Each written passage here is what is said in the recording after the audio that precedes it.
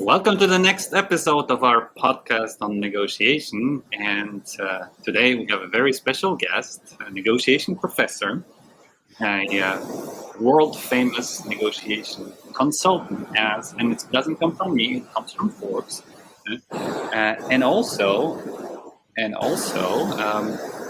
a very famous best-selling author, multiple best-selling author, Jack Nasher. Jack, great to have you with us. Hi, Remy. Thanks for the invitation. Pleased to talk to you. Jack, let us. Is there anything I forgot? I also read that Süddeutsche Zeitung, which is a major newspaper here in Germany, called you an expert, a pope of lie detection. And I have here in the back, I have the Pinocchios directly from Florence. How did your adventure with negotiation and lie detection start? Well, it started basically my first non-academic best-selling book was about lie detection, and the reason was that I was a horrible lie detector myself. So also at school, people would tell me stories, and I would believe everything. I was very gullible. So this kind of naivete. Made me upset because I really wanted to see the truth, obviously. Then I studied law. I was in court and did my legal training at a criminal court. And I just wondered that, there must be a way to see if somebody is lying or not. And then I looked into the literature, the psychological literature, and to my surprise, there was a lot of research conducted on the topic for the last 50, 60 years, but I'd never heard of it. And most people I'd never heard of it. Well, now Paul Ekman, microexpressions are, quite well known. But at the time, about 10 years ago, 15 years ago, I had never heard of that. And then I looked into it, and I basically wrote a booklet for myself because I just wanted to be able. And I thought that there must be a way to see the truth. And I was reading a couple of books on the topic, and every time I was in hospital at the time, I had a pneumonia, quite severe. I was in hospital for over a month. And I read a couple of books, and everybody who came to visit me said, "Wow, lie detection, amazing! I want to know that." And then I kind of thought about it. I thought, okay, these academic books, and I read some articles. Why don't I just publish the book? Everyone is interested in it, and it just came to me like that. And I thought that it's going to be a bestseller for 100%. I only approached 2 publishers on via Xing at the time. I just wrote them on Xing. And I got immediate replies. It was published by Random House, Heine Verlag, 2010, and it became a bestseller. So I was on TV a lot because it was an interesting topic, and it was funny because I myself, they called me the Lügenpapst, I never failed to see if somebody's lying or not, and it was actually the opposite. I was horrible at it, and the only reason I wrote the book was to learn it myself. And then I did. I learned it, and I had to stick to the techniques. And I gave trainings on the matter, and in the trainings, I met people who are much better than me after 5 hours of training, which pissed me off tremendously and still does, because they were actually talented. But one thing I found is that I got much, much better. I'm very good now. Of course, I'm not infallible. Nobody is at detecting lies. But these techniques, and I was really surprised that they worked so well. And so that was my first best-selling book, which unfortunately, moved me in the wrong direction, because now I was training police. I was training border control. I was talking to judges. They invited me to courts. And that really wasn't what I was interested in doing. I was interested in negotiations. But I thought there are so many books written on negotiation, it's not really necessary at the time, I thought. So then I was this lie detection expert, which kind of made me feel uncomfortable because, first of all, I wasn't actually good at it myself. I wasn't very comfortable. There wasn't my talent, I would say. It was only a toolbox I wrote for myself. And and then I stopped working for police, and now I still do it sometimes. I've just wrote an article for the Deutsche Polizeiblatt, which will be published this year, and I still do that with law enforcement here and there, and also with and that I liked, of course, with some government agencies. That of course, it's just interesting. But no, I'm a negotiation advisor. And so this helps a lot in negotiations because people are lying all the time in negotiations. We just call it bluffing, but basically it's a lie. Everything that's not truthful is a lie. I'm not here to talk about morality or whatever, but it's a lie. So I think it's very helpful to know if somebody's telling you the truth, because usually people lie when they talk about their alternatives, right? And that when they talk about the last price they're willing to pay or accept, right? And here, of course, these techniques help tremendously, and I teach that how to find out what the actual last price is, what the real alternative is. So I think it's a very good point when it comes to negotiation, certainly. Yes, absolutely. There are a lot of connections, and the ability to judge the extent to which information that we are acquiring is truthful or not defines the quality of our quality as negotiators. Indeed. So yes, I read the book. I have somewhere in the behind me. Congratulations, great book. Enjoyed it a lot. But let's talk. Recently, you published, or regularly publish in Forbes on the most important negotiations for a particular year, and I would like to tackle that aspect in our chat by asking you about which negotiation, in your opinion, it will be the most important, most decisive, world-changing negotiation in 2020. Well, first of all, let me give you some advice. Never write a Forbes list, because you're going to piss off people. And people will say, well, why is this not on the list? Why did you put this on the list? Why is this number 7 and not number 4? And so it's like the worst thing it was the dumbest idea I ever had to write this Forbes list. And plus, it's a pain in the ass, because I really have to do a lot of reading in order to come up really with something that I think is worthwhile. And okay, so it's out there, and I think that's the 5th or 6th Forbes list I have published. And certainly the most important negotiation this year will be the Ukraine-Russia negotiations. Certainly this one, or the Taiwan-China negotiations, which hopefully will take place. Hopefully there will be negotiations, and the same with Russia and Ukraine. I think nothing is more important than that. I'm very scared of what is happening here.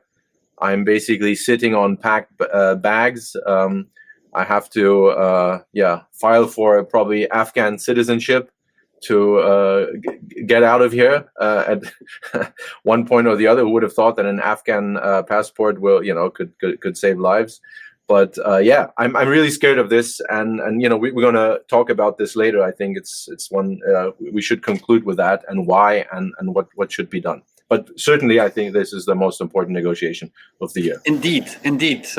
A few months ago, I had Michael Tritsky, with whom we spoke about, who's a conflict analyst, originally based in Moscow, and we talked about how a potential deal between Russia and Ukraine could look like. Yes, what is your take on it, Jack? What do you think needs to happen for the parties to start negotiating? And that's question number one. And then, is there any possibility can you envision a potential sketch of how an agreement between Russia and Ukraine could look like? That's funny, because I just talked to Bob Nukin at Harvard on this topic, and we there's some things we disagree on, but what we both agreed on is that the deal is very clear. Everybody knows what the deal is going to look like, more or less, right? So Russia will leave Ukraine. Russia will keep Crimea, that is lost. The Ukraine won't join NATO, but they will need some assurance, right? Which actually NATO is, but there will probably be a guarantee by the United States or something like that. And the only problem is the 4 regions that Russia annexed, right, in eastern Ukraine. That is the biggest problem, and I think that was the tipping point why the negotiations are so hard now, because it's going to be very tough for Russia to give up these 4 regions. They're not going to do it because they're part of Russia now. And that was, I think, the most important, the decisive point that should have never happened. I think negotiations before that point would have been much, much easier. Now it's very difficult because Ukraine can't accept that, Russia can't accept giving them back. So what's going to happen here? But I think we have an answer to that, and the answer is a referendum. But of course, a referendum is difficult. Will it be all 4 territories? Will it be one by one? Is it going to be observed by by who? Is NATO or the UN? Who's gonna check? So these are the details, but we know we know pretty much how the deal is going to look like, and and people agree on that. That's what's going to happen. Crimea is lost. Russia will leave. NATO, the Ukraine will need some form of security guarantee. And that's it. And that's the ironic thing and it's very rare in a negotiation, that you already know what the deal will look like, and the only reason it's not implemented is because people say, well, it's not ripe yet, we have to wait. And I think that's a very dangerous, and I think we're almost too late now. And that's also, I talked to John Mearsheimer of the University of Chicago about this in Oxford a couple of months ago, and he said really the decisive point was the 4 regions. When they annexed them, negotiations became almost impossible. So he has a very dim view, and so do I. But we have a dilemma here, because what's going to happen? Let's say Russia loses. Okay, they get the German tanks now, the Ukrainians. Russia loses. What's going to happen? Well, Russia is not Germany in World War II. They have nuclear bombs more than any other country in the world. Are they going to use them? Well, probably they are. If they lose, to save face, to ruin the whole world, probably they're going to do it. It's very, very risky. It's very risky. So one way or the other, I think we're in deep shit. And my view is that, is it too early to negotiate? I think it's almost too late to negotiate. So how can we bring Putin and Zelensky to the negotiating table? It seems that they hate each other. It seems that they have their egos, right? How can they put them away to the benefits of their countries? Well, yeah, I mean, it's always like that, right? When you have, I see it in my everyday negotiations. Trade unions, management, they hate each other too. They hate their guts, but professionals don't really care that much about this, and we can have top level negotiations without the actual presidents even participating or coming in later. So I don't see that as a problem. But the thing is, and also, of course, there are talks going on right now. Of course, we don't know about these talks, but they're not top level, and that is the big difference. They're not top level, and I think that the problem is there's too much pressure in other countries of extending the war for different reasons, right? The United States has a very different interest in the topic than we are. We're much closer to it, right? So I think it's a very, obviously what it's Ukraine is a sovereign country. We can't force them to negotiate, obviously. We can't force them to go to the table. But on the other hand, though, this is a war that, can spin out of control, that can lead to World War III. So Ukraine has not only the responsibility to fight its own borders, but also they're asking for partnerships, but they have to act like a partner as well. So they have to be aware of the responsibility they have, right? So it's not only about Ukraine anymore, and so I think it's very, very difficult because but I don't see the problem is that people hating each other. That happens all the time. We have deals with people who hate each other.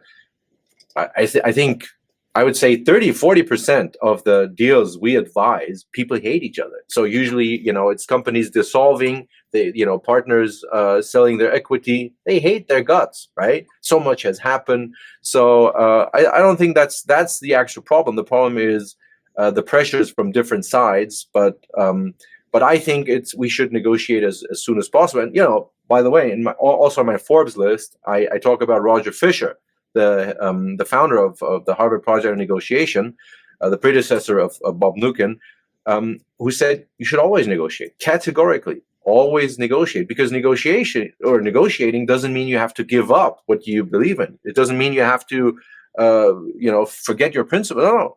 It just means sitting down, exploring options. And I'm sure this is done on not a top level. But I think this should be done on a top level, and also and this is, and I'm surprised, especially here in Germany, that people really ask for war. They say, no, don't negotiate. I think that's very dangerous, because I think you should always negotiate. You should always sit down, explore options.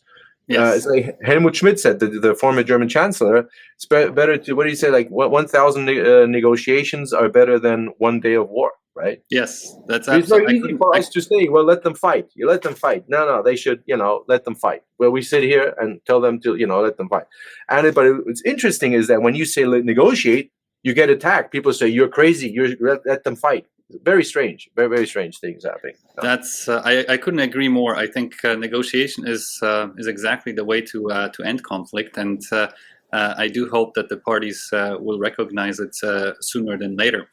Another conflict, that potential conflict. Yes, I guess we can already include it in the list of real conflict, as you mentioned in your list, is Taiwan. Do you believe negotiation is necessary? Is it going to take place in 2023 between Taiwan, Xi Jinping's government, Chinese government, and whoever is backing Taiwan, the US probably leading the coalition? How do you think, what is your take there? Will there be a negotiation, or will there be a coercive conflict there? Well, basically, the chances of something happening are always higher when there's upheaval in the country. And in China, we do have economic difficulties.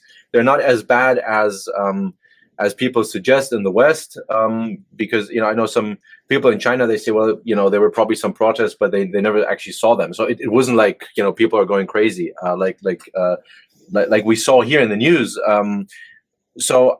But still, I mean, it's always a boost of nationalism, and it's a good distraction to start a war. And I think it's going to happen. I think Taiwan will fall. I think it will be part of China. Because the only problem with this is the only one who would do or the only nation that would do anything about it is, of course, the United States. And the United States, there's the Taiwan Relations Act from 1979, which is quite vague, but it just says it's an area of concern or grave concern to the United States, and what they would provide Taiwan with arms of defensive character. That's it. And when U.S. presidents were asked, would you interfere? Clinton said, well, it depends. Trump had a great answer, because he sounded very clear, but was very vague at the same time. He said, well, if they would attack, China would know exactly what his reaction would be. That was that. So nobody knows what the hell his reaction is, except for China, perhaps. And Biden was the only one who made it very clear. He said, yes, we would help. We would send weapons. But, again, that is quite vague. It could just be very defensive, could just be some helmets, basically, right? And I don't think the United States would risk, because it's a multipolar world. It's not just the United States anymore. China is very strong, so is Russia, but China, of course, much more. So I think, and I hope that, and again, this is going to cause a shitstorm, but it's my opinion that nothing should happen, because China, Taiwan is like China, Hong Kong. They're going to take over, and they're going to make it quicker than we like it. But I mean, just look at the map, right? Look at the map. What's going to happen? Are we going to start a world war because we don't want Taiwan to join China? No, we're not going to do that, right? So my very personal opinion is nothing should happen. My personal opinion is also that, of course, it would be great if there were negotiations going on. But, we have to keep our interests in mind, right? We have to keep our interests in mind, European interests, security concerns for the whole world. And yes, negotiations would be nice, but I think the imbalance is so clear, and China is so strong, and the US is the Taiwan Relations Act is so weak. I mean, look, they kicked Taiwan out of the UN, right, to make place for China. To me, that says it all. When when things get serious, they're not going to do anything. And I think that's, I don't know, it's very cynical, but I think that's actually good for us. Yes, Taiwan is also the world largest manufacturer of computer chips, right? And there is also an economic dimension of this to this conflict, and that is, if Taiwan falls, then China is going to control the production of very key assets for digital economy, which means the microchips, more sophisticated and less sophisticated. Basically, most of the objects that we're of our everyday use already includes them, right? So does it mean that would the conclusion be that if Taiwan falls, China becomes the dominant power when it comes to digital economy in the world? I mean, could be. China will do everything to get stronger and stronger, and they do it through deals, and they actually rarely do it through force. I mean, if you look at the world map, they didn't do much so far. They're not, they don't really care about other countries other than economic deals, taking over ports in Greece, but by paying, or investing in Africa, or actually investing in Afghanistan. In Hamburg as well. In Hamburg as well, yeah. Or with lithium in Afghanistan. I think, by the way, that's going to be very, very important in the future, as soon as Afghanistan is really more stable. Actually, it is quite stable now with the Taliban, because the terrorists are running the country, basically. The former guerrilla fighters are, which is kind of ironic. I talk to people in Kabul and they say, well, it's more quiet than ever. Nothing happens because, the Taliban, they don't blow up cars anymore. Now ISIS does it, Daesh, ISIS, which is also kind of ironic, right? They see the Taliban as Western puppets, much too soft and un-Islamic. And they start blowing up cars now, so but to a much smaller extent than the Taliban did before. So I think that's going to be also, for future deals, extremely important, because Afghanistan has the largest lithium resources, the mountains filled with lithium, and I think that is going to be very, very, very important in the future. So yeah, every country will try to do anything they can to become more powerful. That's just real politics. That's what's happening. And one thing we know for sure is that American dominance is over, because China is just very strong, and so is Russia. So to John Mearsheimer of University of Chicago, he says that actually it's the three-polar world, and he sees Russia, even though it's economically much weaker militarily, it has the most nukes out of all countries in the world. So that does have an effect. No? Yes. Jack, what is your take on human rights? Yeah, because on your list, on your Forbes list, you've included also Indonesia, you've included also Iran. How do you envision negotiations of human rights with religious regimes? Well, the first question here is, who should negotiate with who? And the answer is, the West can't go to Iran and say, well, this is what you should do, because it's a sovereign state. Like it or not, it's not the government we chose for the country, but it's their country. And the last time the West interfered with, when they removed Mossadegh, who was a elected leader of Iran in the 1950s, the West removed him, which was, I think, horrible and really, really dumb. But it's post-colonialism to expect other countries to adhere to our standards. We can't do that.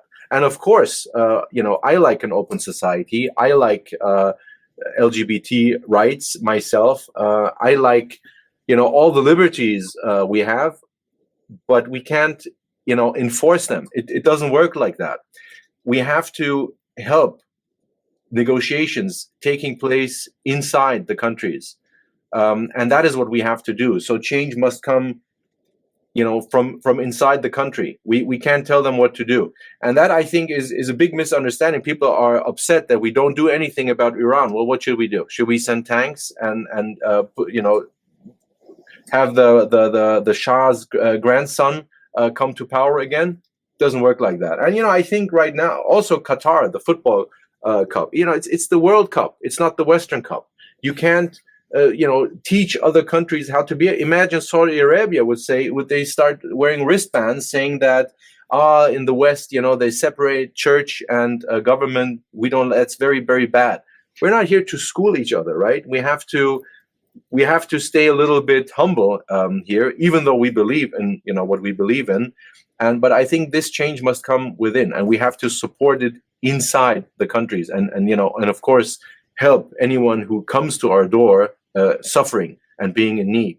But I don't like the interfering. So negotiate. Sometimes the best way to help negotiate is just to facilitate them to negotiate. Like in Armenia, Azerbaijan, the conflict. I think the best thing we can do is to facilitate negotiations. And I think what the EU did was quite good here, because even though it was clear that Azerbaijan was the aggressor here, because they just attacked Armenia and took advantage of the fact that Russia is weak at the moment. They were, the ones who guaranteed peace. And what the EU did was not saying that, oh, Azerbaijan, you attacked them. They said, no, you should both stop with your aggressions, which outraged many Armenians. I'm part Armenian myself, and many were outraged. How can they say that? Are you crazy? But it wasn't a stupid move, because that way you can act as a mediator. That way you can bring both parties to the table, and that's exactly what they're trying to do, what they have done, and causing a ceasefire, which is very good. So sometimes the best thing you can do is just getting both parties to negotiate with each other. Right. Jack, what would be your advice? How to facilitate such negotiations in Iran and Indonesia, right? Where women rights are at stake, where LGBT plus rights are at stake, and one of the parties completely ignores, or let's say considers these negotiations as completely illegitimate because it's against let's say the set of the norms that they pursue or want to enforce on the rest of the country. So how to facilitate the negotiation process of human rights in those countries? Well, again, I think the thing is, Indonesia, we don't have a place at the table. This is the law within Indonesia, the lawmakers in Indonesia. We can't join them at the table. We're not invited. It would be ridiculous. Even though if we don't like it, it's just not our place to negotiate. Sometimes you don't negotiate because you're just not invited, and it's none of your business. And as sad as this is for us, and quite unacceptable, that's just the way it is. Okay. Yes. So that means we somehow need to inspire the parties, the involved parties, to somehow start talking with each other. I guess that's the best we can do, and it comes to differences based on perception of human rights. Yes. Okay. So how about climate negotiations? It seems that the governments across the world are having now, or prioritizing other issues higher, such as, conflict in the Ukraine, or war between Russia and Ukraine, inflation, economic slowdown, possibility of recession, and so on, right? So nobody's really treating scientists and scientific warnings about irreversibility really seriously. So what needs to be done to commence the negotiation process on something which is almost just as critical as coercive conflicts that are going on around us? What do you think, Jack? Well, I think the climate negotiations, even though they've been taking place for decades now, very, very little has happened. Why? Because it's so complex and it's so costly for each country who has to actually do that, right? It's so expensive, and I like the approach of the Copenhagen consensus. I'm sure you've heard of them, where experts, including 2 Nobel laureates, review research and identify the most effective things we can do to make the world a better place. And climate change is part of that. And there are many other things that are more important, quite frankly, to get more value for value for money in development.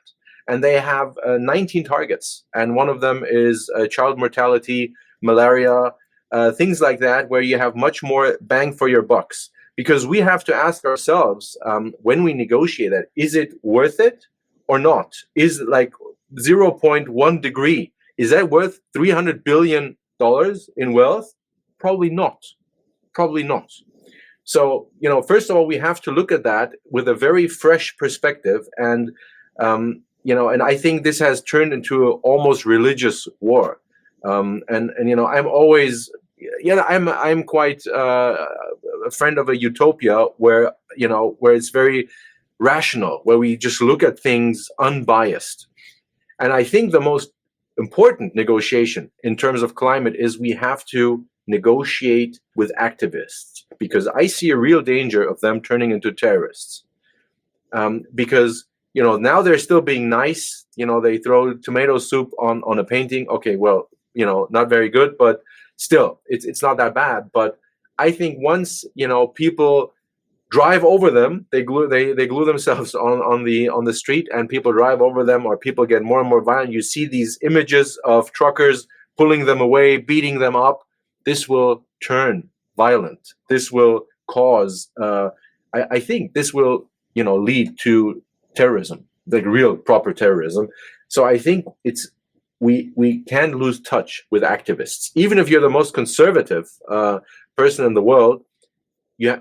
One of the arts of negotiation is to keep the conversation alive, even if you think people are crazy. And as a negotiation advisor, this is my most important task. It's easy for me to negotiate with the other party because you hate them. So it's so often when we come to the table in negotiation, everything turned bitter. They hate each other, like you said before with Putin, Zelensky. Yeah, when you're too involved, let someone else do it. But you have to keep the conversation alive, because I think this is a very real danger that we could have a terrorism problem in the Western world in the next couple of years if we don't keep the conversation alive with them and negotiate with them. So this, I think, is the most important thing we have to negotiate right now. That's a very powerful message, Jack. Thank you so much for this. We need to keep the conversation going. We need to talk to each other to prevent escalation. Yes, that's a great message. My last question is always about great negotiators, Jack. So if you look at present contemporary or historical figures that have inspired you the most as a negotiation professor, as a negotiation consultant, an author, who would you mention? Who comes to your mind first as the great negotiator or the great negotiators? I hate to say, by the way, I see myself, I have a very big cheek because I have a toothache. I was at a dentist yesterday, and I kind of tried to get a nice angle on me, but just to tell you, I don't look like a raccoon, and it's because of my tooth. I actually went to the emergency for the first time in my life. I went to dental emergency at night because I was in such pain. It's my wisdom teeth. I have to get it removed, but just notice it's getting bigger. It doesn't show, Jack. It's getting bigger and bigger during our talk. So it's kind of. Had you not mentioned it, we would not have noticed. Yeah, no. Usually I look much better. That's my point here. So about I don't like to answer the question because my answer is so boring. And I'm going to give you Nelson Mandela, like so many others. A man who had lost the best years of his life and still negotiate. And when he was in prison, he studied the Afrikaans language, the Afrikaans history. And other people would say, "Are you crazy? What? Why do you care about the enemy?" And he said, "Well, we have to understand. We have to understand them in order to talk to them." And he could have started slaughtering. He could have become the king of South Africa when he was released, and he didn't. No, he sat down with de Klerk, took his hand, and said, "Nobody. We have to negotiate. We have to talk." So this is my hero. And I know it's boring, but usually my heroes are when I sit in negotiations, and sometimes we sit. Usually when we advise and negotiate, where we train companies or we advise them, we're in the background. But sometimes I'm there, and I'm surprised by people at the table who are faced with a great argument by the other side, and they just start and reverse it and totally reframe the argument. And this, to me, is always, I wouldn't say so much I'm impressed by great negotiators, but it's these moments. Sometimes, you have great moments of a negotiation. And that inspires me every day. And I, and especially in business. people who start companies. Once they're successful, it seems so obvious. Yeah, of course, that was needed at the time. But when you're there, when they start the business, they have to negotiate with banks. They have to negotiate with investors. They have to negotiate with procurement, with everyone. And it seems so improbable. And yet they never stop. They never stop. They just go. And that really, people who create something out of nothing against all odds, these are the people who I really respect and see as great negotiators. Because in government, politicians, there's so many factors. Sometimes I don't know. Was Merkel a good negotiator? I don't really know, because there were so many other factors that contributed to the results, right? It's hard to pinpoint her achievement. What exactly was it that she did in the negotiation?